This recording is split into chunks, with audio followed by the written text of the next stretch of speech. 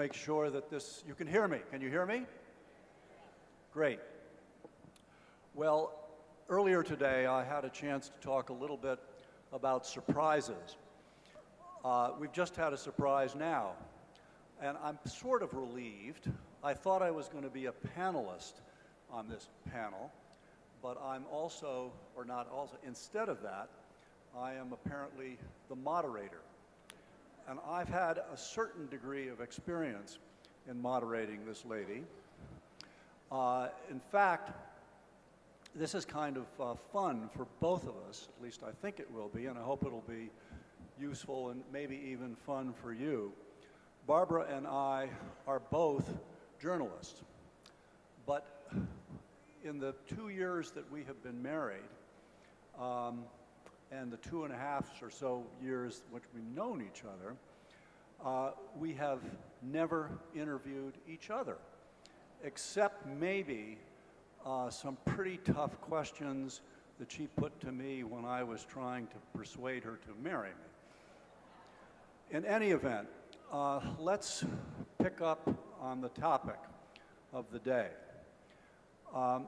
Barbara, as you know so well, and I'm sure many of the audience know well indeed, is that this was not only during the campaign, but even before people knew who the candidates would be, gender would be a big issue.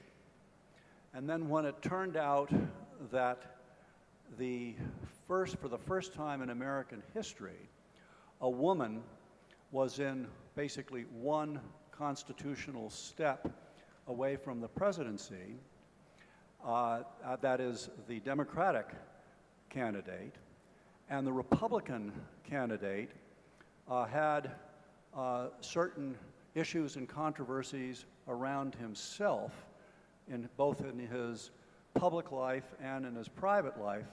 There was a lot of, let's say, conventional wisdom that gender was going to be a driving force both in the campaign and in its outcome.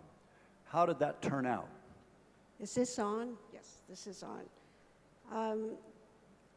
It turned out to be a devastating surprise, and it pointed out to us, I'm answering you, but I'll speak to them.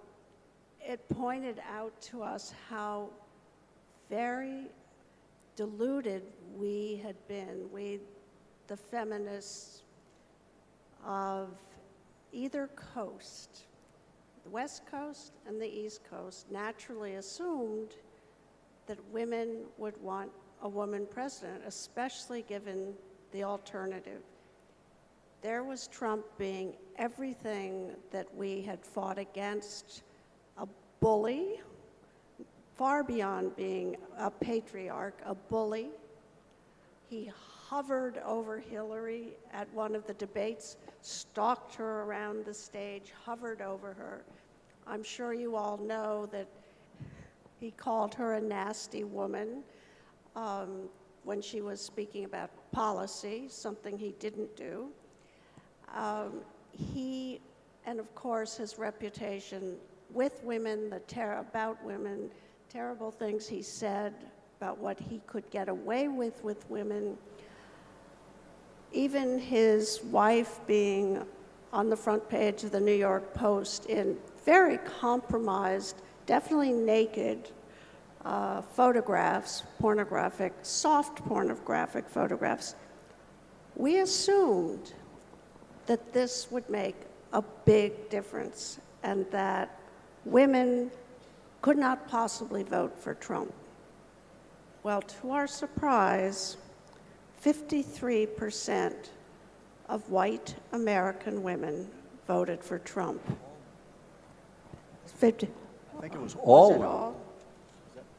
Well, 53% of working class and white women, voted for Trump. So this has been a big wake-up call. First of all, we have to ask ourselves, how did those who were in the barricades of the women's liberation movement, how have we failed? And how could we have been so unaware of the parts of our country that were so very different than either coast? So it turns out that women, basically without college education, which is not to say they all voted for Trump and none of them voted for Hillary, but 62% of women without college education voted for Trump and only 34% for Clinton. It seems to me that the problem with this election, and one of the reasons we got it wrong, was we didn't understand. We the women, Hillary particularly, and her people, should have been going to where the fear was. And the fear was in the working class, where women's concerns were less about women's rights than the economy and the deficit. They saw that their long, long march in the line towards the American dream was being invaded by immigrants. This is how they saw it: immigrants, African Americans, and women who were elbowing their way through the line, taking jobs that their brothers and fathers and husbands should have had. And this had a lot to do with that.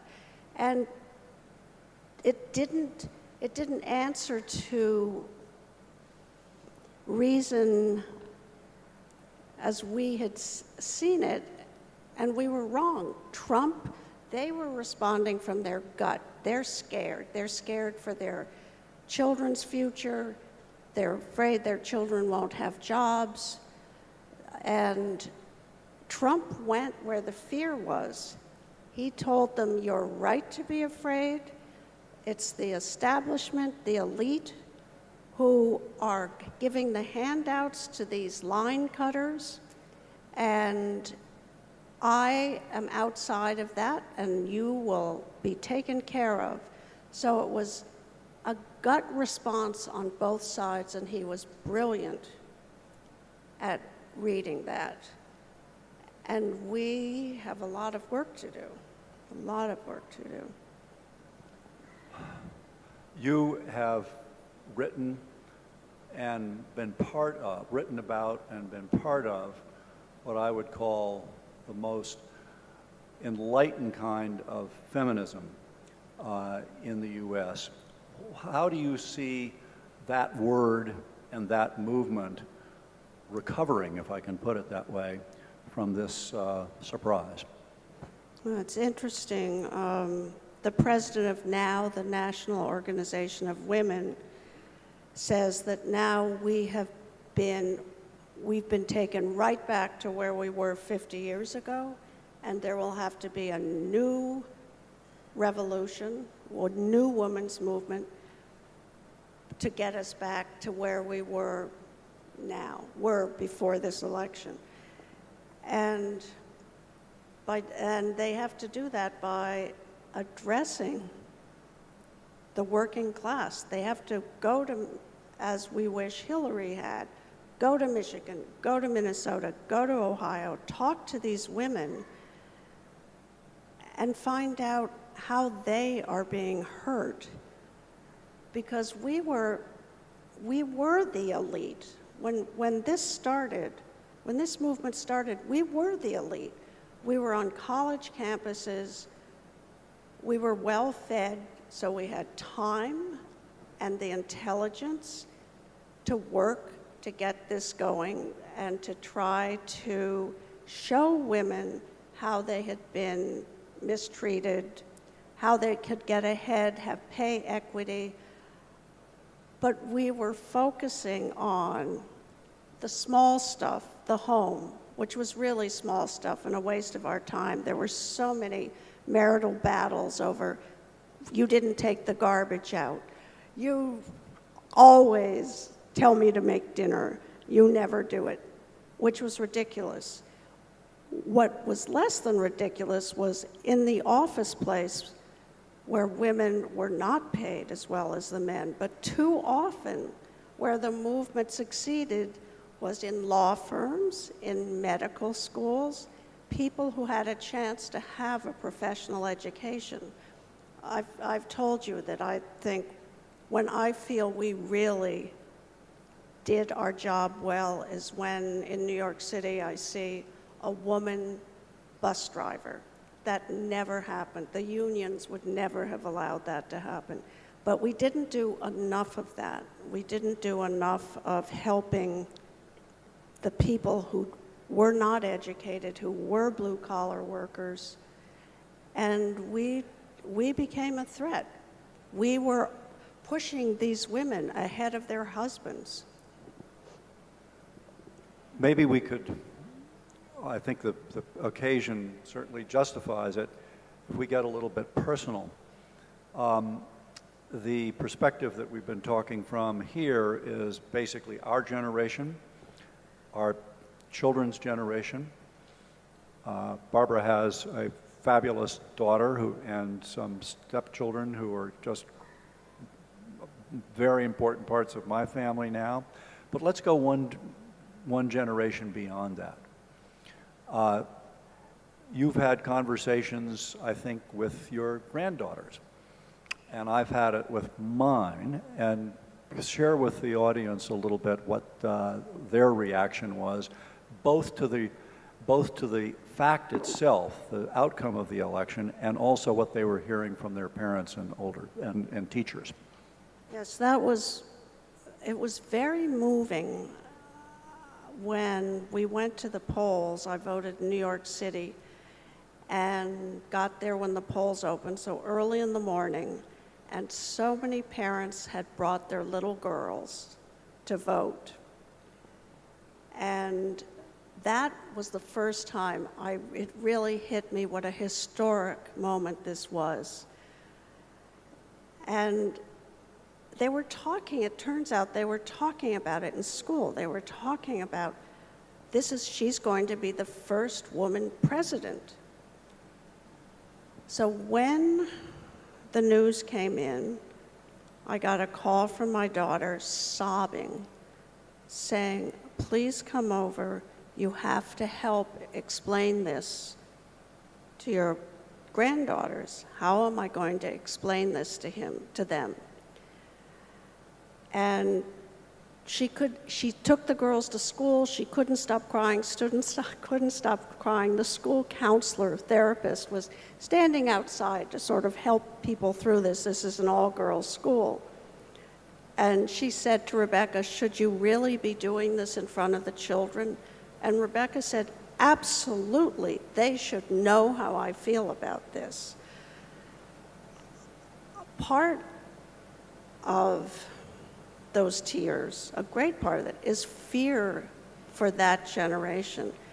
We have elected a president who knows so little about anything, about the issues that matter so much to our grandchildren. Global climate change, the aggression in other countries. He's never held a public office. He's never had international dealings except building golf courses and putting up his buildings. And so the fact that our grandchildren have to grow up for the next 4 years, which are very important years in their lives, with somebody who could put their lives at peril is very, very disturbing to us. Also, it was interesting how aware children were of this election and how important they thought it was that Hillary would be elected. The little boy who lives in our home is 5 years old, and when he heard the news, he burst into tears and said, Trump is going to steal all my candy. And I thought, yes, that's about right. I think children do feel he's going to steal all their candy. And his sister, who is 7, his father is Hispanic, born in America, so a citizen. She burst into tears because she was afraid that her father would be deported. So a great deal of fear. In my family, nobody talked about moving to Canada, which there'd been some talk about in the streets. I don't know how my granddaughter picked this up, but the day of the election, I was bringing her home from school on the bus, and there was so much traffic, and I just said as an aside, I wonder why there's so much traffic. And she said, maybe everybody's moving. I think what we can do for our children, certainly we can set examples. We can continue to be strong but not strident women. We can hold examples up. Fortunately, Michelle Obama has given us one of the most wonderful examples of what a woman can be, should be, and what she should be thinking about. If you have not seen her speech in New Hampshire in response to Trump saying what he could get away with doing to women because he was famous, that alone is something that I think should be seen not only in our country but around the world, because she spoke about how women have suffered at the hands of men, but how it's A, not right, and B, not necessary. And of course, she mentioned her young daughters. So young people, young women, but all young people have been very, very much a part of this. They've been very aware of this. Every school in New York that I know of had a head of school who sent out a letter saying, now we know there are differences, but we would just like to tell you what our position is on this. And in the girls' schools, reassuring young women. It's hard for young women because it's very hard to aspire to something you can't see. If we had been able to see a woman president, an effective woman president, which I am certain Hillary would have been, that would have given the next generation much more hope than they have now. You have made a profession in the realm of words and language as a kind of reflection on the personality of an entire nation, if I can put it that way. So that's a lead-in to a question that you and I don't think have talked about, so we'll do it now. PC, political correctness. Early on in the campaign, there was, again, conventional wisdom, which turned out to be conventional stupidity, or at least a failure of being able to really see what was going on and what was going to happen. That because Donald Trump was so flagrantly and arrogantly violating the rules of political correctness, that was going to bring him down. I think, with the wisdom of hindsight, that it actually helped elevate him. Do you want to pick up on that a little bit? Yes. Of course, political correctness is, for all good liberals, is to be respectful and treat women as real human beings and so forth and so on. Didn't work in the campaign. To treat all human beings as human beings. um, it didn't work because, again, we were unaware of how much anger there was in our country, how disenfranchised people felt from what they refer to as the liberal machine going on automatic and protecting women, protecting minorities, pushing them ahead. And what he did by being so incorrect, is that he allowed many voices that we'd never heard, or we certainly didn't know how many voices there were, to start expressing hatred. It turns out that there's a great deal of hatred in our country, or at least speech that people have heard and had been contained maybe in the barber shops in little towns, maybe at a Rotary Club, but in isolated groups. And now, without that safeguard of political correctness, which in fact can be very precious, but also crucial, because it contains raw emotion.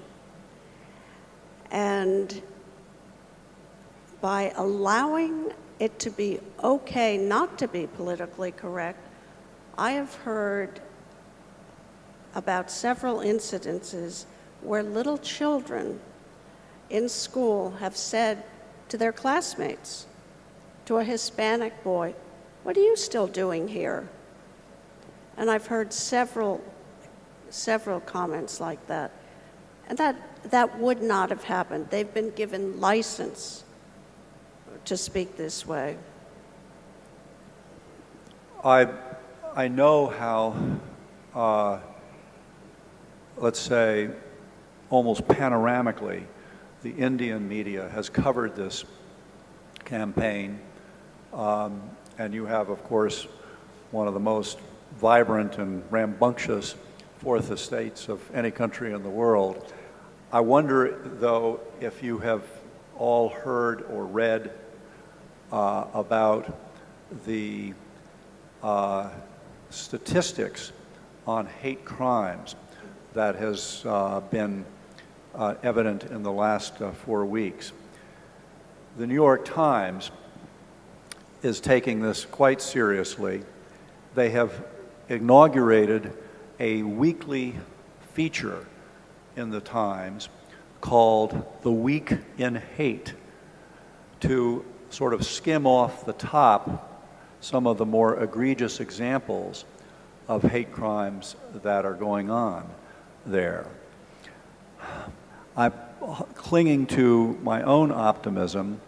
Again, I haven't discussed this with Barbara, that perhaps the aftermath of the election will snap to the American people and the next president of the United States. Can you see that happening? If we take care of the fear that's generating the hate, I can see that happening. If unemployment grows, if education, which is sorely missing, continues to be weak, if people don't learn more about what a democracy is and what a fragile structure, beautiful structure it is, but how hard we have to work for it. If people aren't educated in this, if they aren't educated in critical thinking, I think this nostalgia for a world that was really never quite America. America has always had an influx of people, always. It's a country of immigrants, but the fear of being overtaken by the outsider results in hate, hateful speech, hate crimes. I'd like to know from you, how would you think we would address this? I can only hope. And that leads me to come back to the loser of this election. The loser who, as I mentioned in the earlier session, received 2.5 million more votes than the winner. I have known Hillary Clinton since 1971. My then wife, I was widowed about 9 years ago, and I went to Yale to see my housemate from Oxford, who was in the law school there, and he told both of us that he was quite interested with a fellow law student. And we got to know her even better when she was in the governor's mansion in Little Rock, Arkansas, which is not much of a mansion, I can tell you.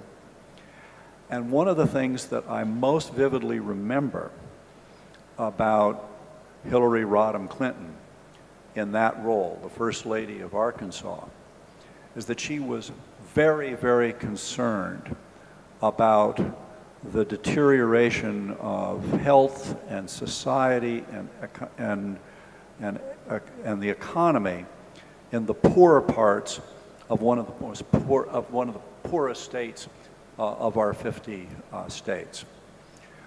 And here's a kind of a piquant detail. We were sitting around over dinner in the mansion, and she said, "Have you ever heard of Muhammad Yunus?" I had not. I suspect pretty much everybody in this room. I'm blinded by lights, but I think I'm seeing a couple of nods. She said, "Well, he's come up with a scheme that is brilliant, and it's called microfinance." And that led her to recruit or to elicit Yunus's help to bring what he had been doing in Bangladesh to the Ozark Mountains of Arkansas. And when she would go to those poor areas, she zeroed in particularly on the role of women. And it was very helpful in sort of laboratory communities. But she, like so many others who were committed to the role of women being either, if it's powerful, it's uplifting for a society, and if they are not respected, it tends, whether in a small neighborhood or a big country, it tends to hold the country back in numerous ways. And later, when she was the head of something called the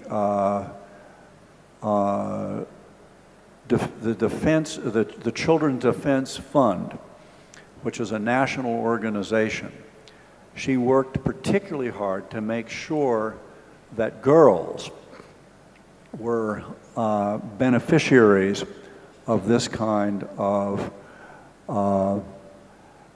reform. And I'm a little surprised, well, then we skip to her stint as Secretary of State. She used that position to encourage governments around the world to recognize that there's a direct correlation between their economic development and the empowerment of women. I don't think that came through anywhere near as vividly in the campaign that it did in her previous career. Was that your impression? Absolutely. She was talking about big policy issues, but as far as I know, she didn't go down to the Ozarks and speak to the women. She didn't go to Minnesota and speak to the women. She didn't go to Michigan and speak to the women. She's a very, very strong candidate when she's in small groups. She's intelligent and she cares so much. She cares so much, not just about women, but humanity, and especially women's part in that, because traditionally they have been those who need the most help.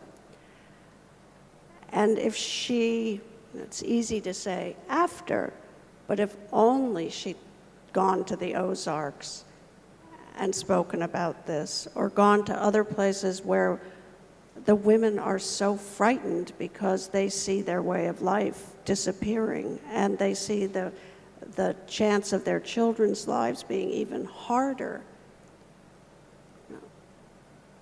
If she had gone to them with some hope, something like this, a plan for them, I think it would have been very helpful. I'm conscious that we're coming up to 5 o'clock and we got started late, but I know a number of you are going to want to go to other panels, and in the rather hectic few minutes before I was recruited to be the moderator, I never did get a time hard stop. So if somebody could let me know that. We might try to have a couple of questions from the floor. Please, because of the acoustics, make your question as clear as possible and speak slowly so that I can get it and Barbara can get it. And stand up and use a microphone, please. Is there a microphone? I see a hand here. There could be But a lot no- of hands, but but no I see this microphone gentleman here. here.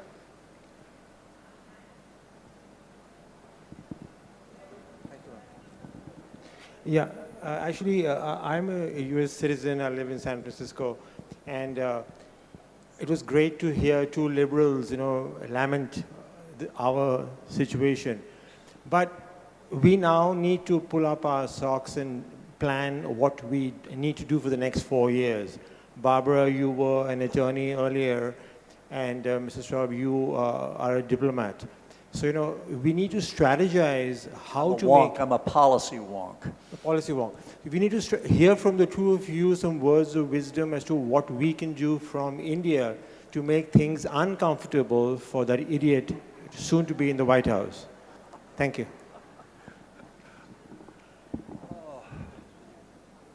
Well, let me not be glib or evasive. I'm not necessarily going to endorse your editorializing on the next president of the United States. I was serious this morning when I said I am trying to take the advice and the pleading of Hillary Clinton and Barack Obama to give this guy a chance, and let's see how he can. I'm getting some. All right, let me try to can somebody do something about the speakers? The Indian American community, which I gather you're a part of, is extremely and increasingly powerful in the United States. There are two new senators, one senator from your state, California, two more members of the House of Representatives who are Indians, or Indian background, the governor of South Carolina, Nikki Haley is, assuming the Senate confirms her, is going to be the United States ambassador to the United Nations.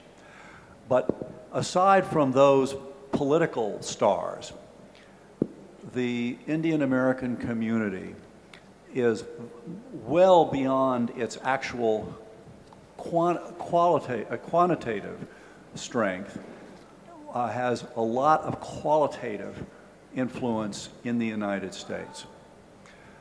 In, I would say, sophisticated circles in the U.S., there is an acute understanding that India itself is grappling with the issue of how properly to treat women. Look at the, where is it? Look where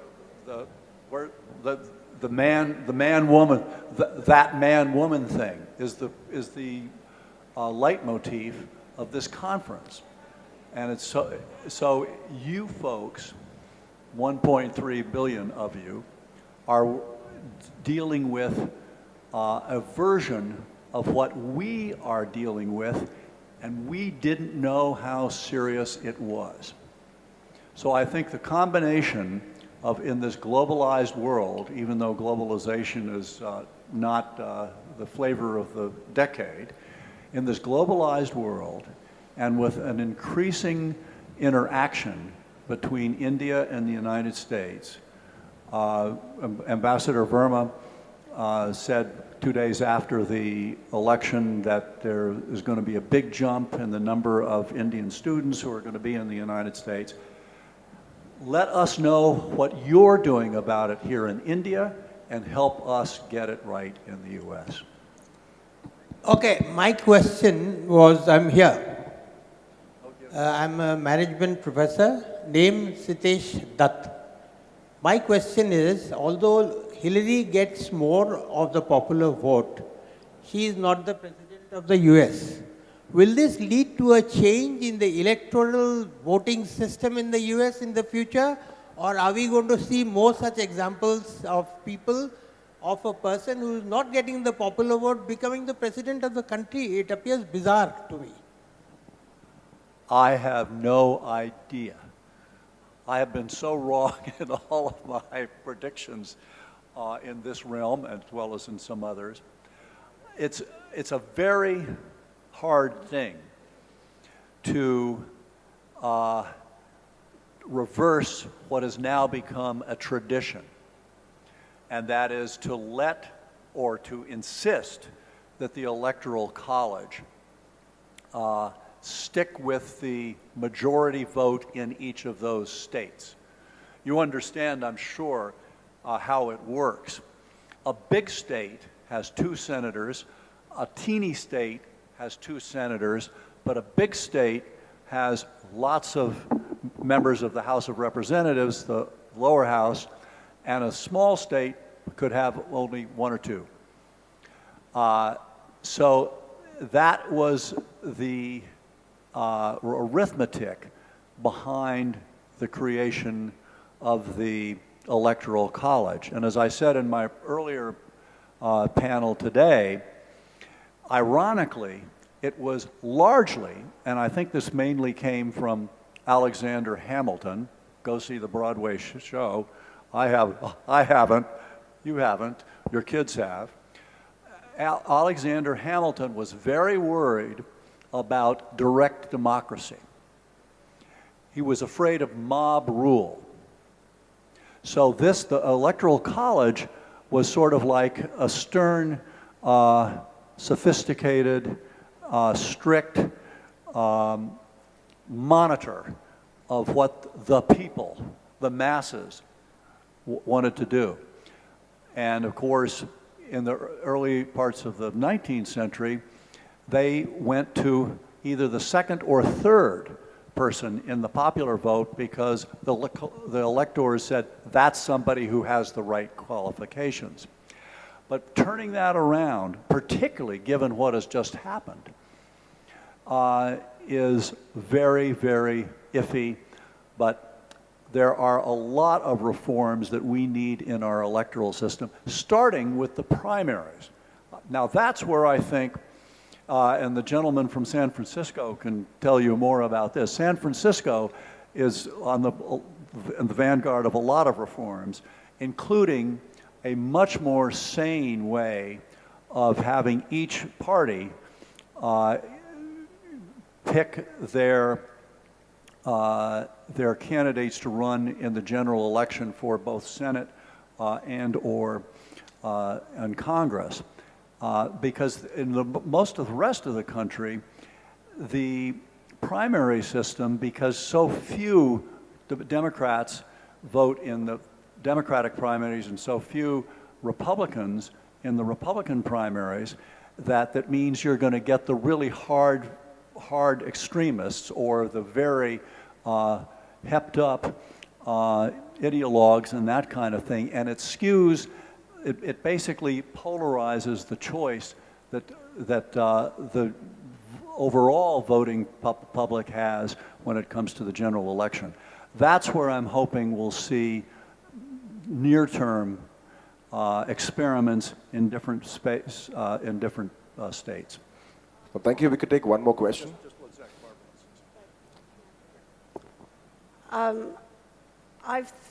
This is such a serious question, and I feel so strongly about this because it's hard to understand the Electoral College. And I heard from people who don't, too many people say, what the hell did I stand in line for 2 hours to cast my vote if it's all going to be the Electoral College that decides? So I think there has to be not only reform, it may have to be banished, but don't take that out of here because I'm ignorant about how that would work. But it is not working well in this election. The result is, I think voting is going to fall off as a result of this election. Would somebody in the audience tell me what the voter turnout is in an Indian national election? Percentage.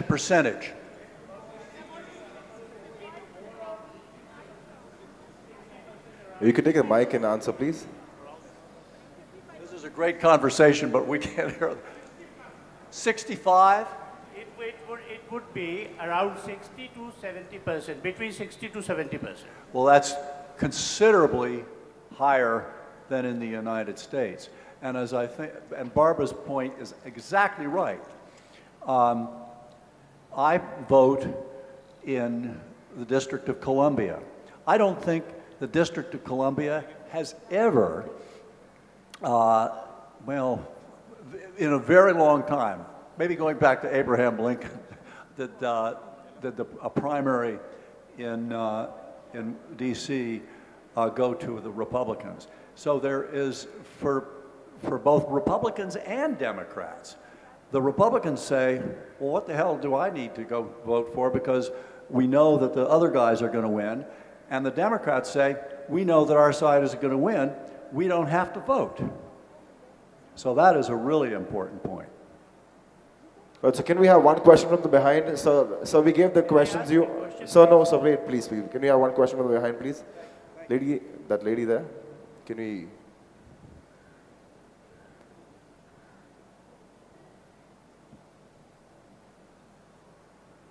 Hi, I'm Tanushri here. So I have a hypothesis, and I want you to let me know whether you agree or disagree and why. So I feel that women in our society are meant to be disciplined and mannered and truthful, and if they're not, then they're sort of scolded or, asked to change their manner, whereas men can get away by being indisciplined. And what this election has perhaps shown us is that there were questions about Hillary's trustworthiness, and then there were questions about Trump being a bully. And at a fundamental level, society has sort of gone with its bias to sort of punish the woman and let the man be. And it's not so much about politics than it is about this fundamental bias that exists. So what are your thoughts on this? Beautifully put. Beautifully put. Thank you. Well, just one comment, and I don't think I need to, I don't think I have hidden who I voted for in the District of Columbia. There was, and I don't think anybody has come up with an explanation for this. Hillary's weak spots, her things in her past, in the email matter, and so forth and so on, were greatly magnified by certainly her opponents, and that doesn't mean just Donald Trump. It means the entire Republican establishment went after her and basically tried to take what was a controversy and turned it into a criminal scandal. So her, let's say, vulnerabilities were greatly magnified, and Trump's vulnerabilities were somehow not only diminished, but yes, you know, if I heard on the TV one more time somebody on the TV on the television saying, "Well, at least he tells it like it is," well, actually, he wasn't telling it like it is, because an awful lot of what he asserted as fact was not fact. One other thing.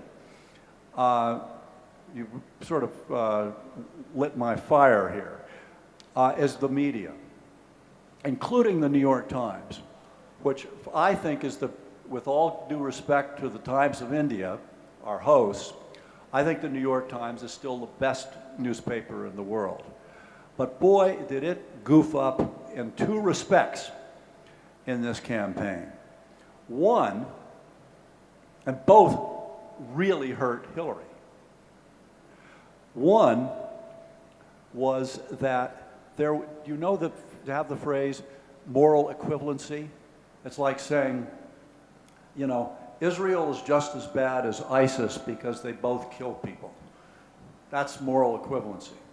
So there was a kind of a misguided sense of balance that if we're going to go after Trump, we have to go after Hillary too. Never mind the substantive and other differences between the two. The other really bad thing that the New York Times did was telling us up until the weekend before the day of the election that it was that her percentages were like 88 to 12. At one point, they got to 92 to 8 that she was going to win. 2 days. The Washington Post had a piece the day before the election calling the election as a landslide for Hillary. What did that do? It made for a lot of complacency on the part of people who would have otherwise And brought more Republicans who'd ever voted out for Trump, because there was going to be a landslide for Hillary, so they had to fight this.